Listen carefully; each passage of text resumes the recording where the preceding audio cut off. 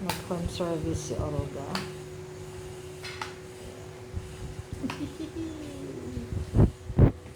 Ayos.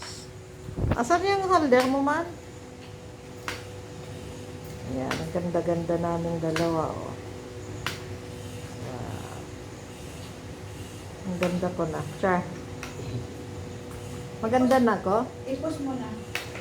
Post na. Paano yung post? Sa gitna. Asa man dito? Ayan. Oh. Okay na. Okay na, okay. Okay, so alright. Oh. Diba, guys? Maganda na go. Char. Nadapat tuloy. Nadapat tuloy. Sabi ko, maganda na ako. Yan. Dahil papunta tayo ng Thailand sa September 30. Yeah, ayos kante ng buhok. Ayan. Ay, yung aking hairstylist ay hindi mahal mag-sinil. Kaya lang sa bulsa. Diba, Olga? Yeah. Kaya lang sa bulsa ba? Pero sa parlor tayo,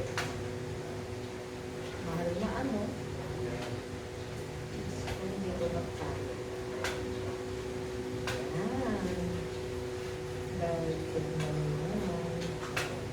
Ayan, pinaplansya na. Tapos na yung babad niya kanina.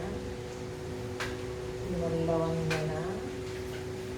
Ayan, plancha na. Pagkatapos to, Olga, ano na sunod? Neutralizer, Moisturizer. then color, Yan po. then treatment. Okay. Matagal pang panahon, ano? Yeah. Matagal pang gugugulin mong oras. Yeah. Ay, ay, ay.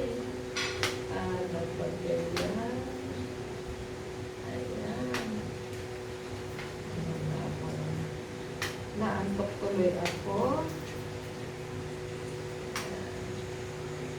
Okay, so alright. Ang aking buhok ay ang nipis-nipis. Magnipis ang aking buhok. Diba?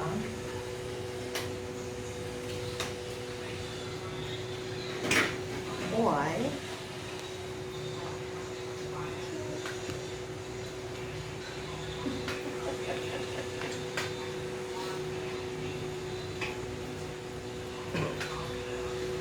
Ang saya-saya ng bulaklak.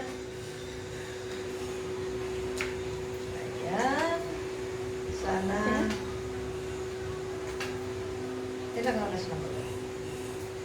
10 minutes na? Wait. Bilis ah.